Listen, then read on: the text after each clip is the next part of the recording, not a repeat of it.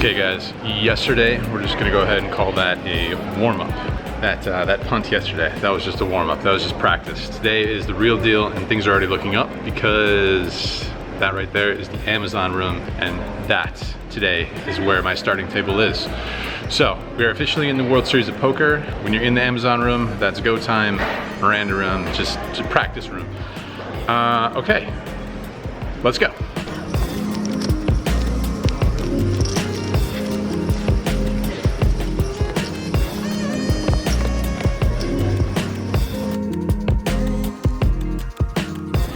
All right guys, we are actually on break number 2 of the day 1B Big 50 and I am getting tortured.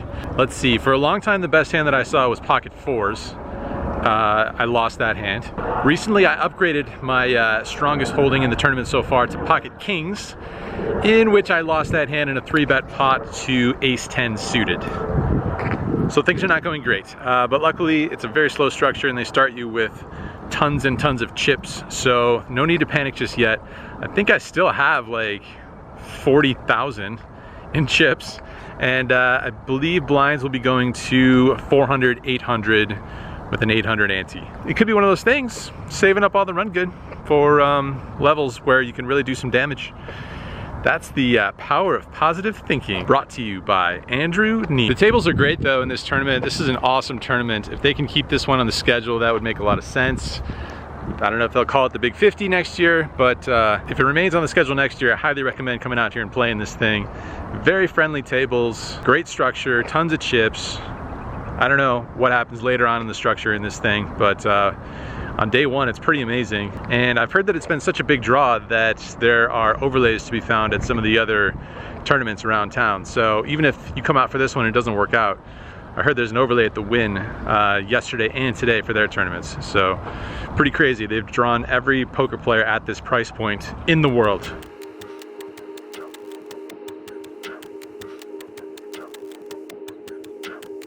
Alright guys, we had a pretty sick hand go down here at the 400, 800 with an 800 big blind ante level. So I'm in early position with ace king offsuit. I don't have any spades. That'll be relevant later. I raised it up to 2,000 from early position. There's a middle position player calls, and there is a call out of the small blind, I believe. The flop comes ace jack 5 with 2 spades. So after the small blind checks, I put out a bet of 3,400 and both players make the call. Turn is a good one. It is an offsuit ace. Small blind player checks. I bet 8,000 and once again, both players call. Pretty interesting here. Seems most likely that we're often going to be up against another ace and a flush draw. Usually the case. Sometimes it's going to be bad news. We're up against a full house and a flush draw, sometimes a full house and another ace. Anyway, the river is an offsuit 4 and the small blind checks, and I'm gonna go for some value again, targeting that ace queen type holding, maybe a stubborn ace 10, something of the sort. So I go ahead and I bet 13,000. I bet 13,000 here on the river. The player in the middle doesn't think for too long before jamming all in, and the small blind folds. So he covers me in this spot, and I have about 30,000 left in chips behind my river bet. Really tough, really gross spot here. I mean, it seems to me that it's so unlikely that he would jam as a bluff here on the river. It's a decent amount of chips, and nobody has been getting too out of line on my table. Maybe some marginal hands opened with or called pre-flop with, but no one is just going berserk on my table and shoving all in with marginal hands on the river. We've seen maybe, like I said, a total of maybe 5 3-bets through like 6 hours of play today, pre-flop. So it's a very passive kind of table. All right, I gotta move this area. Okay, where was I? I was in the tournament area. Now I'm not in the tournament area. So anyway, I've shown so much strength in this hand. I raised pre-flop, I bet into 2 people on the flop, bet into 2 people on the turn, bet into 2 people on the river. For someone to just bluff raise on the river, it seems a little bit suicidal. I can have all the strong hands here. I can have pocket aces, I have pocket jacks a little bit more frequently than he does. I could have ace jack, I could have also flopped any set, and I could have all the full houses. So I feel like my range is a little bit stronger than his naturally, so I feel like it's really tough for him to just bluff raise for that amount of chips. The table has been playing pretty passively. No one's been doing anything crazy on the rivers. Maybe some speculative hands pre-flop, but nothing, no crazy bluff jams on the river, anything of that sort. So I feel like all those things leads me towards a fold after the small blind folds, and it also makes it a little bit more likely that he could have a hand like ace-jack if that's sort of the general dynamic of the table. Maybe a little bit passive and loose pre-flop, but nothing super loose or crazy post-flop happening. I go ahead and fold it, and he does not show it down. He does ask me whether I had ace-queen. I say no, I had ace-king, and he told me that that was a very good fold. He said that a couple times, and he said that he was going for max value there on the river. And I know, obviously, you don't all want to always believe everything you hear that people tell you at the poker table, of course, but I feel pretty confident about that fold. And I actually I wasn't too conflicted. I mean, if I had less chips, I guess I'd probably just call it off. But I still had something like 30,000 left to work with. Unfortunately, no good hands after that. Peeled a couple ones pre-flop, and went to the flop a couple times, whiffed a couple flops, blinds go up, jammed 20-some big blinds with ace-queen off suit, right into pocket aces. We're out of there. 2 bullets into this big 50 thing so far, and nothing to show for it. Can't even get to like the second half of day 1, which is crazy. Have run pretty bad. I could be playing a little bit better, but pretty happy with the way I played today. Played pretty solid. Had absolutely nothing to work with, so I think it's very likely that we're going back to the cash games right about now.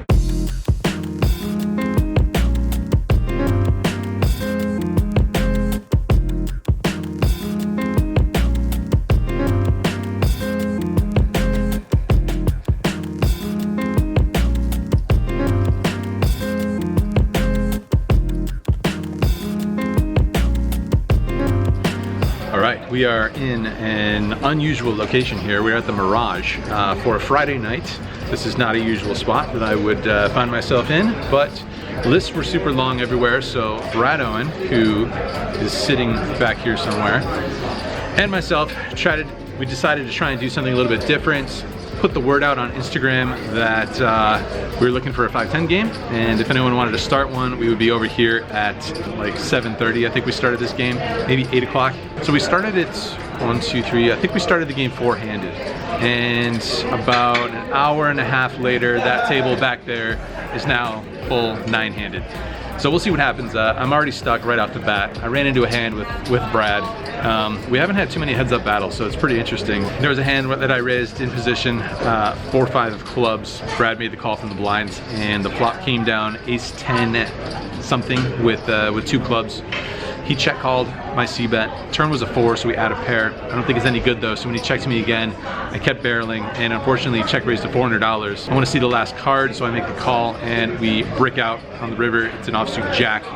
We bet $700. I just let it go, and he told me he had ace-10, so I'm sure you guys will see that on his vlog eventually. I didn't film the hand, he did. You can see him scooping hundreds of my dollars over there on his channel.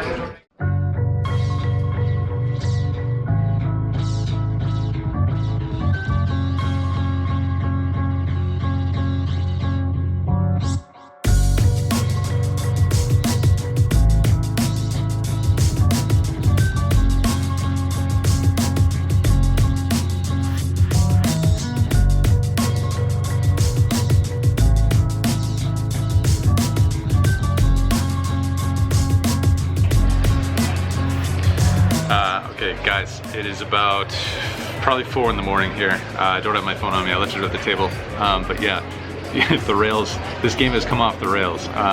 We're doing 5, 10, 20 now, mandatory 20. Some people are doing 40 now, and 1 or 2 gentlemen making it 5, 10, 100. It's all over the place. My stack is up and down. It's definitely the kind of game that you want on a Friday night during WSOP time here in Las Vegas. I was stuck about 1,000 for most of the night. I got up to 1,400, back down to plus 500. Now I think I'm back up to the plus 1,500-ish mark, something like that. But anything can happen in this kind of a game. An example of some craziness that happened It was 5, 10, 20. There was a limp. I looked down at pocket jacks in the small blinds, raised up to $100. The big blind calls, and the limp raises to $800, I believe. Pretty tough spot with pocket jacks, so I let it go. The big blind decides to go with his hand all in for $1,500, and the limper calls it off. Big blind has pocket deuces, and the limper has 6-5 offsuit. So bad folds, but the deuces do get there. They make a full house on the flop. So I'm just trying to hang on, find some hands here, mix it up a little bit, but we'll see what happens.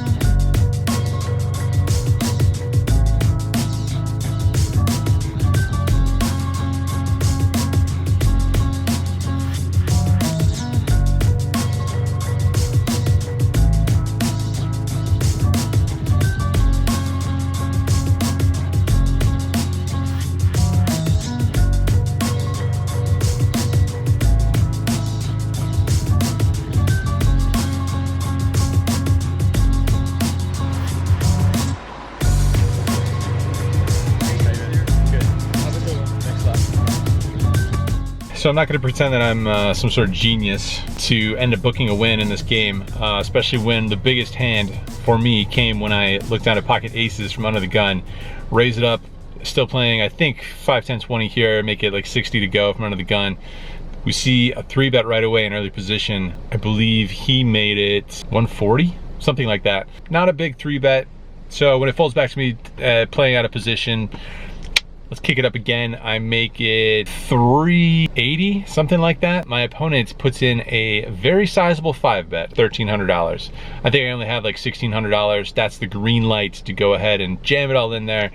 Obviously, he's not going anywhere for another $300. Makes the call, especially so with pocket kings. Cooler situation. Again, not claiming to be a genius here by any stretch. We agree to run out 2 full boards, captured it on video. First board runs out clean, second board runs out clean for the aces. So win a big pot there, scoop that one in. Is it gonna make it? I want to be on it. It'll be a quick little highlight. I want to be on it. I feel like You do or you don't? Yeah, I do. Oh, okay. friendly gentleman got coolered here. Kings versus ace. Unfortunate. Nice man. Nice hand. So shout out to Mr. Dave S. Real estate mogul. Not sure if mogul, but definitely a cool guy. Probably mogul, who knows. So yeah, that was definitely the biggest hand. That got me all the way unstuck and then some. There was plenty of action to be found here, as mentioned. There was another hand where I can't remember what positions. I cannot remember all the positions. It's late. It's like 4:45 in the morning. I was playing that tournament all day, but anyway, I had pocket nines. Player called. The flop came down ace 3 deuce, I believe, with a flush draw, and the player led right out into me for $100. I call. Turn is an offsuit 8. He bets again for $100. I call. River's an offsuit queen. He bets $200 this time. I think about it for a long time and I decide, you know what, $200. I just want to pot off this gentleman recently. I call, and he shows 7-8 offsuit. Scoop that one in as well. I feel like that was the majority of the drama for me, for my hands here in this cash game. It got off the rails, like I said. There was a 4-way all in, with the best hand of those 4 being pocket 6s, the second best hand being ace king, the third best hand was king 10 offsuit, and the 4th best hand could not beat the king 10. So yeah, 4-way all in pre-flop, mind you, 4-way all in pre-flop. Awesome. Good times, fun times over here. Friday night during the WSOP at the Mirage. So, got into this game for $2,000. Cashed out of this game for $3,950. That's a good result. Can I say hello? Put a name to the face. It was a good game. It was fun. Chill Had ourselves a good game over here. Yeah. Take a picture. Crazy game. Plus 1,950. from the cash game, take away $500 from the tournament from earlier today. We book a win of $1,400, $1,450 today. So we're currently in the black for the WSOP 2019. It took one day to get out of the red, but who knows? Who knows what'll happen tomorrow? This was really cool though. Brad and I, we promoted a 5-10 game for about 30 minutes on Instagram. We only announced on Instagram, and it was fun that some people came over to join us. We had 2 tables running of 5-10 over here at the Mirage. So yeah, that was cool. Love doing things differently, you know, setting up games where they don't normally go, managing to put together our own games so that we're not waiting in line for an hour, you know, over at one of the usual spots. So that was really cool. All right, enough rambling. Gotta go to bed. The WSOP train rolls on. Where will we be tomorrow? Tournaments, cash games, new casinos, old casinos. Honestly don't know, but I'm sure there will be poker.